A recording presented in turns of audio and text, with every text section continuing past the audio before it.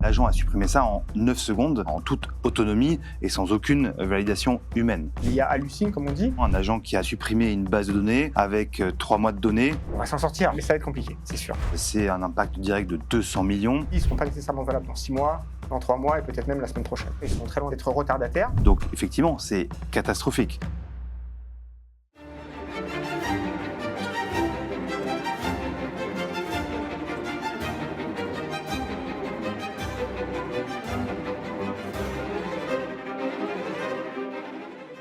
Bonjour à tous et bienvenue à notre émission L'Angle d'attaque, qui est l'émission cybersécurité, business et stratégie de risque Intel Media. Je suis ravie de vous avoir avec nous aujourd'hui.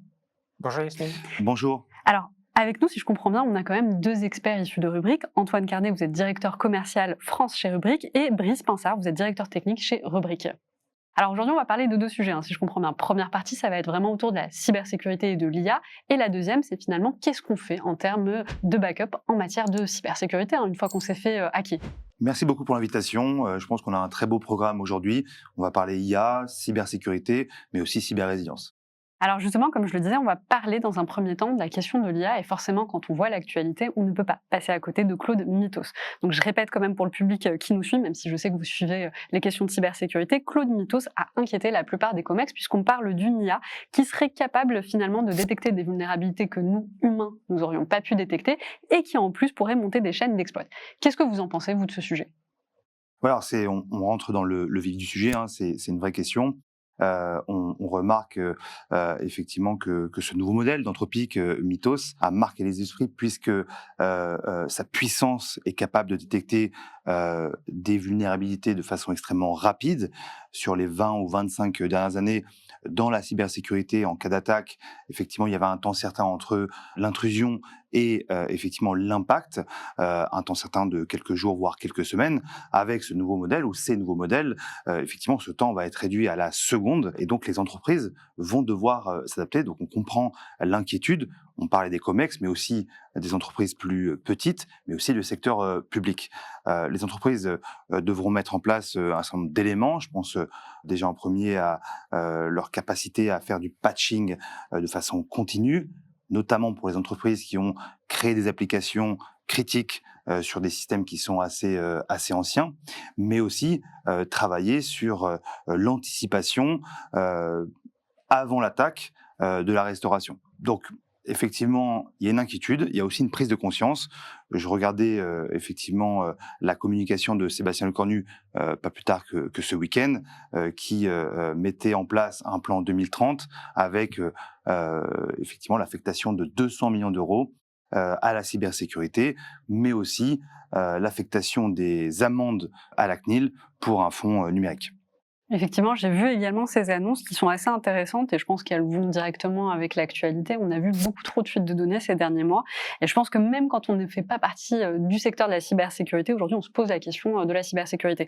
Alors vous travaillez avec des entreprises, donc vous êtes au quotidien finalement dans ce qui se passe vraiment au cœur de vos clients. Est-ce que vous l'avez vu ? C'est-à-dire, je sais que tout le monde dit que Claude Mythos a fait peur, mais est-ce que vous l'avez ressenti auprès de vos clients ? Est-ce que c'est des questionnements qui sont remontés depuis l'annonce ?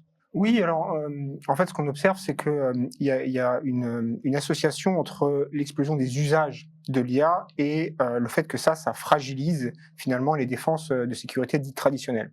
Alors, vous parlez de nos clients. Chez Rubrik, on a la chance d'avoir un laboratoire de recherche cyber qui publie chaque année un rapport qui s'appelle le Zero Lab Report, donc Zero Lab comme le nom de l'équipe spécifique chez Rubrik.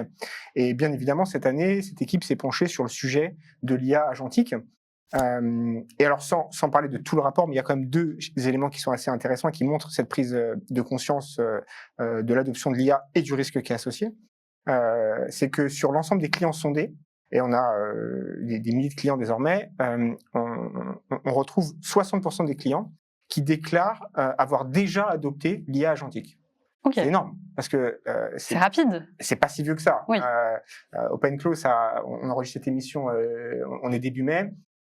OpenClaw, ça a 6 mois environ. On imagine que dans les 60%, il y a un petit peu de copilote, il y a des agents qui sont plus ou moins faciles à intégrer, mais 60%, c'est quand même une part significative. Et le deuxième chiffre qui est intéressant et qui est à mettre en face de celui-ci, c'est que parmi les clients sondés, 90% déclarent qu'ils sont convaincus que l'IA va sortir du périmètre des règles de sécurité qu'ils ont établies. Donc, c'est-à-dire que l'adoption est certaine et en même temps, on a 90% des clients, donc la quasi-totalité des clients, qui sont convaincus que le périmètre de sécurité est à risque. Donc, si je comprends bien, je reformule. Ce que vous êtes en train de nous dire, c'est que vous avez des clients, ou dans le cadre de l'étude que vous avez mis en place, qui indiquent qu'ils ont massivement adopté l'IA, parce qu'aujourd'hui, c'est compliqué de faire ça en réalité, tout en étant absolument confiants et conscients que, à un moment donné, ça va poser des problèmes de sécurité. Oui, parce que je crois que les gains en termes de business, de rapidité, d'efficacité sont au rendez-vous et sont très importants. Mais effectivement, le risque, il est à mettre en face de ces réalités. Et je pense qu'on va assister à une transformation un petit peu du modèle de sécurité vers un modèle qui est beaucoup plus flexible, beaucoup plus adaptatif, parce qu'il y a beaucoup d'incertitudes, et être capable effectivement de réagir plus rapidement à ces changements sur le business et l'IA et de les transposer dans le monde de la cybersécurité, ça va être extrêmement important. Alors justement, l'une de mes prochaines questions était sur cette question des IA agentiques qui se multiplient. Moi, je pensais notamment à Claude Cowork. Je comprends qu'il y a beaucoup de cas d'usage métiers qui se développent chez les entreprises. Je me suis posé la question de quels étaient ces cas d'usage. Alors, vous y avez répondu un petit peu, mais si on peut aller un petit peu plus profondément, et surtout, quels sont les contrôles qui sont mis en place? Parce que vous disiez, on met en place des choses, il faut quand même les contrôler. Je voudrais juste rappeler un élément qui est important avant de parler des contrôles, parce que quand on veut mettre en place des contrôles, il faut qu'on s'intéresse aux risques. Et on a vu, et c'est pas vieux, à nouveau, c'est sur ces 2 derniers mois, on a vu un certain nombre d'incidents, même d'ailleurs pléthore d'incidents sur l'IA et les agents. Et pour en citer quelques-uns, on a eu un OpenClaw qui a supprimé des mails d'une personne de chez Meta. On a eu, sans rentrer dans les détails, Amazon qui a supprimé du code en production avec 6,5 millions de paniers perdus. Et on a eu Anthropic qui a fait fuir son code source. Bon, et la première lecture, c'est celle qu'on peut tous savoir, c'est de dire, effectivement, les agents peuvent détruire des données, peuvent faire fuir des données, et il y a un sujet.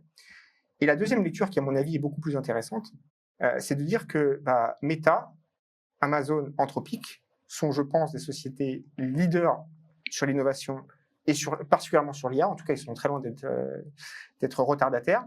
Et pour autant, ces sociétés-là, à la date d'aujourd'hui, n'ont pas complètement compris, ou en tout cas n'ont pas complètement trouvé la bonne solution pour sécuriser ces agents. Et donc, je pense que cette période, elle impose un peu d'humilité et de prudence quant au contrôle à mettre en place, parce que les contrôles, on a quelques idées dont on va parler, mais ces contrôles, ils peuvent être valables aujourd'hui, ils ne seront pas nécessairement valables dans 6 mois, dans 3 mois et peut-être même la semaine prochaine. Et est-ce que justement, vous diriez qu'on va trop vite? Alors, je dirais pas qu'on va trop vite puisque ça va dans le sens de l'innovation. Je pense que l'innovation est bénéfique pour le business, mais aussi pour un certain nombre de secteurs d'activité. Je pense notamment à la santé, au médical, à la recherche. Donc, je dirais que l'innovation va dans le bon sens. Maintenant, ce qu'on peut remarquer, c'est peut-être un déséquilibre entre la vitesse et la rapidité d'adoption de l'agentique avec, effectivement, comme le disait Brice, le contrôle, la gouvernance, mais aussi la résilience. Et c'est vrai que il y a un risque certain et il faudrait juste aligner effectivement cette vitesse et cette rapidité d'adoption avec le risque. Et je pense que dans cet épisode, on reviendra sur des exemples qui effectivement touchent les entreprises au quotidien. Alors justement, on va commencer par un exemple, puisque je voulais revenir sur le sujet de Claude Mythos. On a bien vu qu'il a réussi à s'exfiltrer finalement de sa sandbox. Qu'est-ce qu'on doit mettre comme stratégie en place pour éviter justement les risques liés à l'IA agentique? Alors, à nouveau, comme je disais, la période nécessite beaucoup de prudence et je le dis avec vraiment beaucoup d'humilité, mais je pense que les stratégies de réponse et les stratégies de sécurisation de l'IA agentique vont beaucoup évoluer. Début mai 2026, au moment où on se parle, il y a, je pense, 4 tendances qui sont extrêmement importantes. La première, c'est qu'on comprend que pour sécuriser l'IA, il va falloir avoir une bonne compréhension du contexte. Et le contexte au sens de l'IA, mais pas que. On peut penser aux identités et on peut penser aussi aux données et aux données critiques. On se doute bien que si on veut faire une politique de sécurité et qu'on se met sur un endpoint, on va peut-être avoir une bonne compréhension du user et du contexte de l'utilisateur, peut-être une moins bonne compréhension des données que l'agent va utiliser et de leur criticité. À l'inverse, si on se place côté serveur, on va avoir probablement une bonne compréhension de la criticité des données, mais peut-être moins du contexte utilisateur. Et je pense que pour prendre des bonnes décisions en IA et pour faire les bons arbitrages, il va falloir avoir les deux parties, user et data. Le deuxième élément qui est, je crois, très important et qui est un petit peu nouveau, même complètement nouveau en cyber, c'est que historiquement sur la cyber, ça s'est un petit peu amélioré avec du machine learning, etc. Mais c'est vrai qu'historiquement, on faisait beaucoup de pattern matching ou de pattern matching amélioré. C'est-à-dire que pour détecter un malware, il fallait reconnaître un certain nombre de patterns, que ce soit avec du hash, avec des règles Yara. Et à nouveau, quelque chose qui existait avant. Exactement. Voilà, qu'on avait déjà vu avant, et puis surtout qu'on puisse reconnaître des caractères, des choses spécifiques. Avec l'IA, je pense qu'il faut s'intéresser à l'intention. C'est-à-dire que, notamment sur un prompt, on peut imaginer que si vous voulez bloquer quelque chose dans un prompt, si on s'intéresse aux mots qui sont utilisés, on va probablement passer à côté. On a eu plein d'exemples de contournement des sécurités des LLM les plus connus du marché, où en fait, si on demande le code pour une injection SQL, ça va pas marcher parce que ça va matcher avec les choses qui sont interdites. À l'inverse, si on explique qu'on est dans le cadre d'un audit ou de quelque chose dans un contexte bien spécifique, peut-être que le LLM peut nous répondre. Donc il va y avoir ce shift depuis le pattern matching vers la compréhension du contexte. Le troisième point, ça a toujours été valable dans la cyber, c'est tout ce qui est audit et test. Ça doit continuer, mais ça doit s'adapter. Je pense notamment sur la partie cyber, on va retrouver notamment des tests type prompt injection. Donc, quand l'IA ou l'agent va aller lire un certain nombre de documents, on veut s'assurer que même quand on essaie d'injecter le prompt à cet endroit-là, que l'agent n'y est pas sensible. Et puis le quatrième point, qui pour moi est un peu le point, la fondation la plus importante, c'est la capacité à restaurer. En cyber, on se disait le risque zéro n'existe pas. Je crois que ce proverbe est encore plus vrai dans le monde de l'agent, puisqu'on a pléthore d'exemples d'incidents, et avoir la capacité de redémarrer rapidement, ça va être, je crois, dans les mois à venir, quelque chose d'essentiel. Alors justement, c'était un autre cas qu'on a pu voir de risque autour de l'IA, c'est effectivement le fait d'effacer des bases de données. On a déjà vu des IA effacer des bases de données. C'est catastrophe, tout simplement. Qu'est-ce qu'on fait? Comment on peut revenir en arrière? Est-ce qu'on peut restaurer? Parce que finalement, je comprends bien, Rubrik, comme vous travaillez aussi sur la data, donc ça fait partie aussi de votre cœur de métier. Donc, qu'est-ce que vous conseillez dans ce cadre-là? Bien sûr, et je pense que l'exemple que vous citez, il y en a pléthore en ce moment.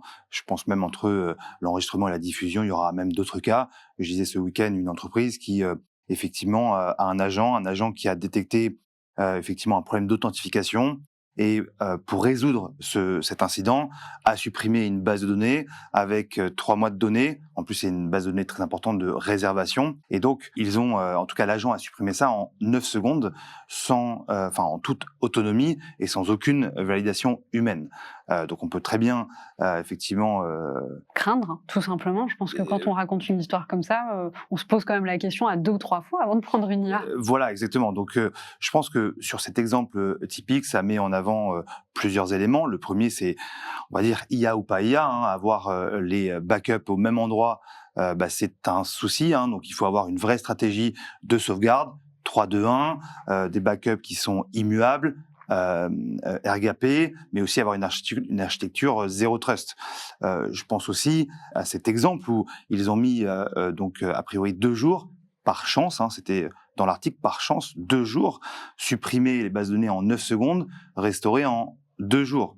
Ça aurait pu être 10, 15 jours. Donc, effectivement, c'est catastrophique. Donc, il y a, on va dire, urgence à travailler sur l'anticipation et se préparer à une restauration rapide pour être, effectivement, dans la même échelle de temps que, effectivement, cette suppression. Et ça, c'est quelque chose sur laquelle vous avez travaillé. C'est une anticipation que vous avez pris en compte en vous disant, aujourd'hui, on est en train d'intégrer de l'IA partout, dans les cas d'usage. Exactement. Un jour, on sera dans la situation où on va avoir une IA qui va supprimer quelque chose, on est capable de pouvoir restaurer rapidement. De revenir en arrière et de récupérer le dernier snapshot. Alors, c'est assez terrifiant parce que c'est vrai que quand on n'est pas dedans, quand on n'a pas le nez dedans, on ne se rend pas compte de ce que c'est, que l'impact d'une base de données qui disparaît. On peut malheureusement croire qu'on peut avancer son travail pendant qu'on est en train de restaurer. C'est pas vraiment le cas. Est-ce que vous pouvez me raconter un cas d'usage justement où on a une base de données qui a été supprimée et c'est catastrophique pour l'entreprise? Celui dont tu parlais, Antoine, je le trouve particulièrement intéressant.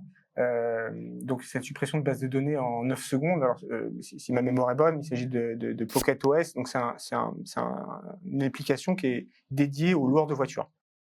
Et en fait, quand vous avez une application, mais c'est d'une manière générale, on retrouve le frontal web, donc c'est le site en lui-même, mais le contenu et les informations qui sont dedans, peut-être pour un loueur de voiture, c'est les réservations, c'est la position des voitures, c'est les prix, c'est la disponibilité. Tout ça, c'est en fait des données dynamiques, donc qui sont stockées dans des bases de données. Et donc, le logiciel va aller extraire les données en temps réel de la base de données. Et donc, si vous avez plus de base de données, vous avez plus ces données. Donc, votre site, il est vide ou votre application, il est vide. Donc, les bases de données contiennent les données dites structurées qui vont en fait alimenter les applications. Et des applications, c'est là où les sociétés extraient leur valeur. Donc finalement, on peut fermer un petit peu la porte, mettre la clé sous la porte. Ça peut en tout cas amener à ça si on n'a pas une bonne résilience, un bon backup et une capacité à revenir sur le marché rapidement. Alors tout à l'heure, j'ai entendu justement le mot identité. On a parlé un petit peu d'identité. Est-ce que vous pouvez m'expliquer pourquoi c'est si important dans ce contexte? D'autant plus que je comprends que la plupart des attaques convergent par l'identité.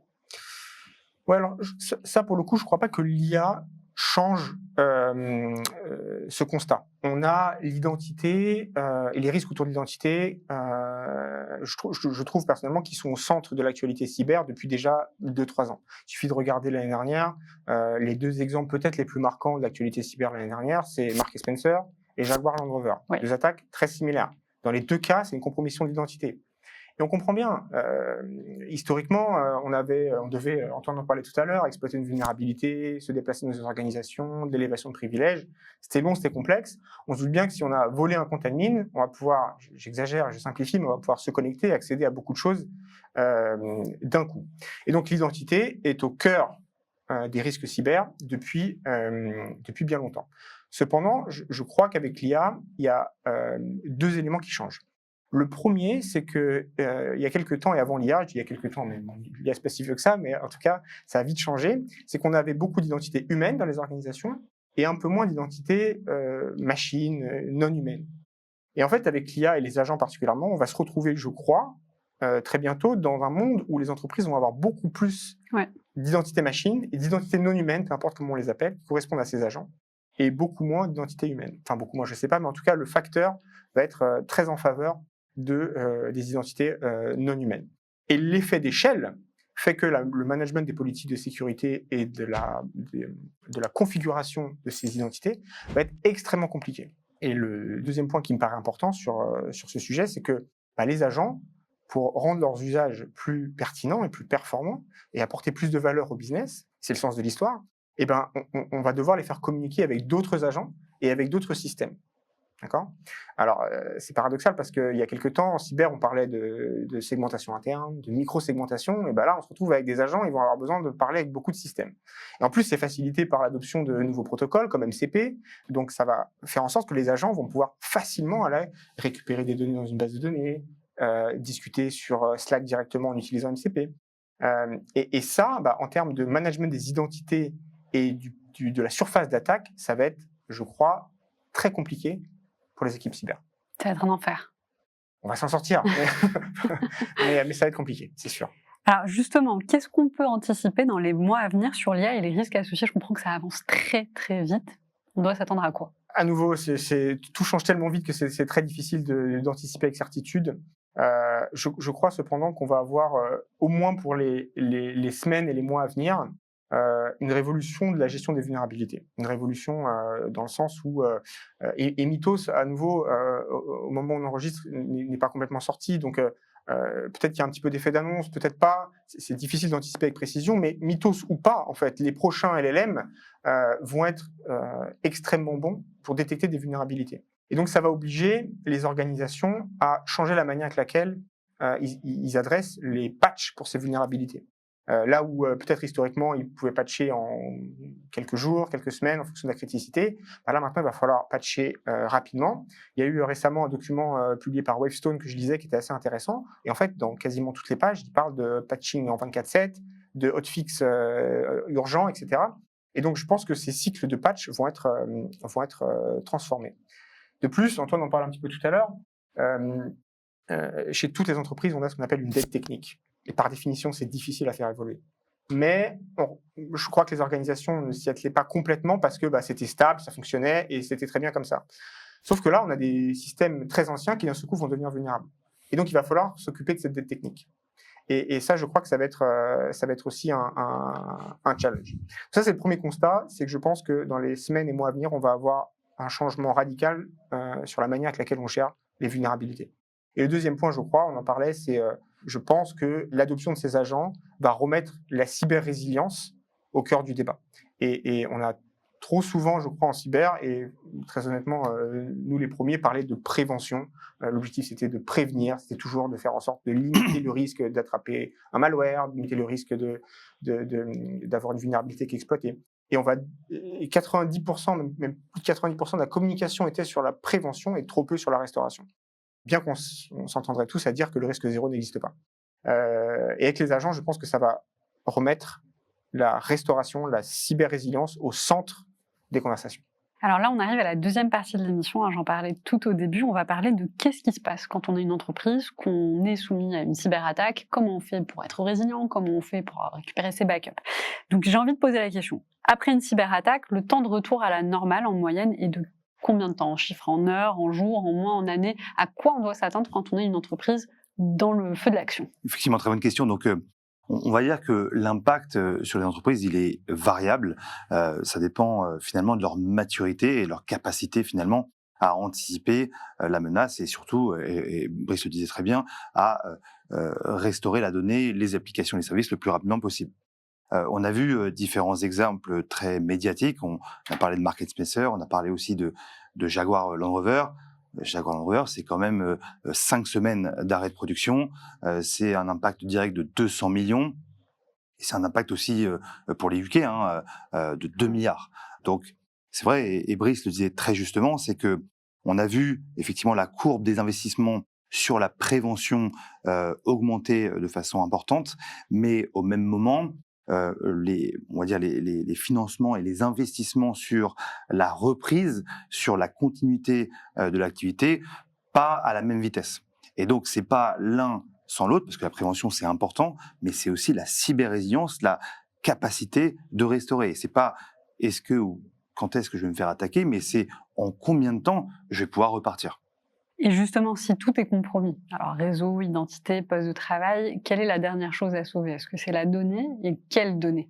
Moi, je pense que l'IA ne change pas ça. La cartographie des données et qu'une organisation puisse comprendre où sont ces données sensibles et comment elles sont utilisées, c'est un pilier de la stratégie cyber, et ça, je crois que ça ne change pas. Ce qui va changer, je crois, c'est que on va avoir, là aujourd'hui, même si l'IA évolue très vite, on va avoir, je crois, de plus en plus d'inférences en local, c'est-à-dire des sociétés qui vont bénéficier de LLM, peut-être de SLM pour Small Language Model, qui vont être locaux, qui vont être chez eux, et avec des données bien à eux, maîtrisées.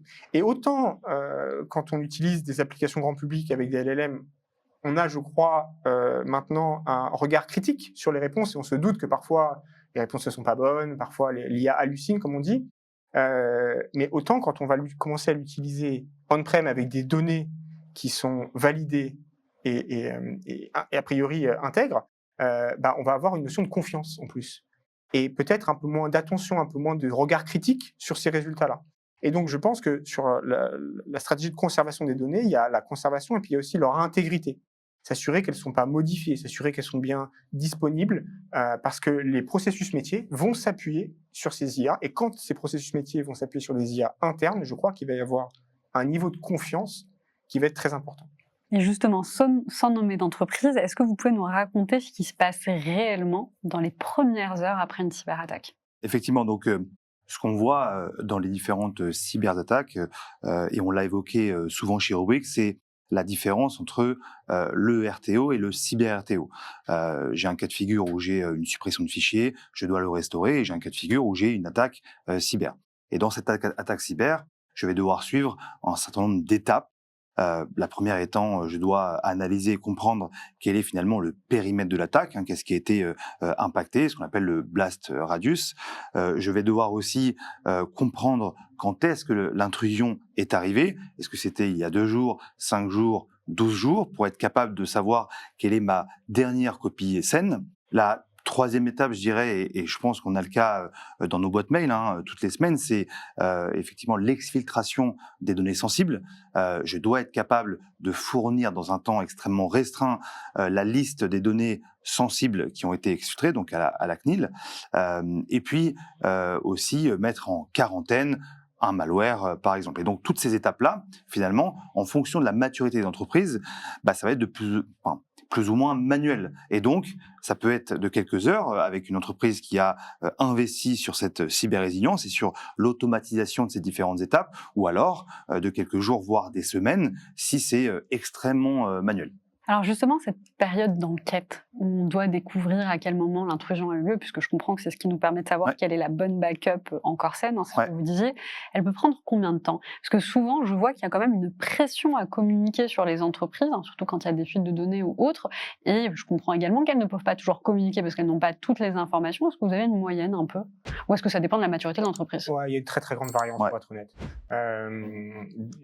Et c'est une question d'outils, et on est les premiers à le dire, bien évidemment, mais pas que, c'est aussi une question de process. Est-ce qu'on est accompagné par les bons experts, par les bonnes cellules de réponse à incidents? On a vraiment une immense variance, et puis ça dépend pas seulement de la maturité de l'organisation, ça dépend aussi du type d'impact. On a parfois des impacts qui sont assez localisés, donc une confiance assez forte dans le fait que l'impact n'a concerné peut-être qu'un silo de l'organisation. Et à l'inverse, quand on a une attaque un peu globale, alors pardonnez-moi de citer les mêmes exemples, mais Jaguar Land Rover ou Marks & Spencer, c'est des arrêts de plusieurs semaines avec des impacts qui sont monstrueux. Donc ça dépend de plein de facteurs, et il y a une variance très forte de quelques minutes, quelques heures pour les organisations matures et les impacts faibles à plusieurs semaines et des impacts faramineux. On arrive à la fin de cette émission, donc j'ai une dernière question qui finalement n'est pas tant une question, mais un constat de tout ce qu'on a pu se dire depuis le début. Donc je comprends que finalement aujourd'hui l'objectif n'est pas tant d'empêcher une cyberattaque parce qu'on ne peut pas l'empêcher, le risque zéro n'existe pas et on sera tous à un moment ou à un autre soumis à une cyberattaque, mais c'est plutôt justement de minimiser son impact. Est-ce que vous confirmez? Oui, effectivement, le risque zéro n'existe pas en cyber, on l'a dit, on le sait, et le risque zéro n'existe pas avec les agents également. Et j'ai le sentiment, j'ai la conviction qu'avec les agents, on en est beaucoup plus convaincus. Sur le risque zéro en cyber, il y a parfois un peu de posture de la part d'organisations qui se sentent très confiantes à l'idée d'être résistantes à tout type d'attaque cyber. À l'inverse, sur les agents, je pense que là, on l'a dit, même les pionniers de l'IA se font avoir. Donc, je pense que cette capacité à pouvoir repartir va être essentielle. Alors, on va aider un peu, je crois, forcer les organisations avec un certain nombre de réglementations. Mais j'espère qu'avec l'IA, on va avoir des réglementations qui vont être des réglementations applicables opérationnellement. On a trop souvent, je crois, alors on a eu la chance d'accompagner quelques clients sur l'adoption de DORA, par exemple, pour ne citer que DORA, mais parfois on observe une différence entre la conformité de papier, je coche une case sur l'immobilité, par exemple, et la conformité opérationnelle. Est-ce que réellement ma sauvegarde elle est immuable avec les audits et les tests qui vont bien pour certifier cette immobilité. J'espère que pour l'IA, ce sera la même chose, que les garde-fous que les organisations mettront en place, et l'avenir le dira, que ce soit des garde-fous qui soient utiles opérationnellement et un peu loin effectivement de ces réglementations parfois théoriques. Eh bien, merci beaucoup d'avoir répondu à mes questions. Merci également au public qui nous a suivis. C'était l'Angle d'attaque, l'émission cybersécurité, business et stratégie de Risque Intel Média. Et avec nous, on avait Antoine Carnet et Brice Pinsard, que vous pouvez d'ailleurs retrouver sur LinkedIn si vous avez d'autres questions. N'hésitez pas à commenter, liker, partager comme d'habitude. Et je vous dis à très bientôt pour un nouvel épisode sur Risque Intel Média.